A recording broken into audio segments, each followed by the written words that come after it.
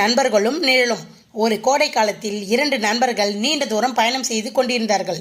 வெயில் மிக கடுமையாக இருந்ததால் அவர்கள் ஒரு பெரிய மரத்தின் அடியில் ஓய்வெடுக்க அமர்ந்தார்கள். அந்த மரம் ஒரு பெரிய ஆலமரம். அதன் கிளைகள் பறந்து விரிந்து நல்ல நிழலை தந்தது. சற்று நேரம் ஓய்வெடுக்க பிறகு இருவரும் மேலே நிமிர்ந்து பார்த்துவிட்டு சொன்னார்கள், இந்த மரம் எவ்வளவு பயனற்றது. இதில் உண்ணுவதற்கு பழங்களும் இல்லை, ஒரு பூ கூட இல்லை, ஒரு காயும் இல்லை. சும்மா இப்படி பெரியதாக வளர்ந்து கிடக்கிறது. இதனால் என்ன பயன் என்று சொன்னார்கள்.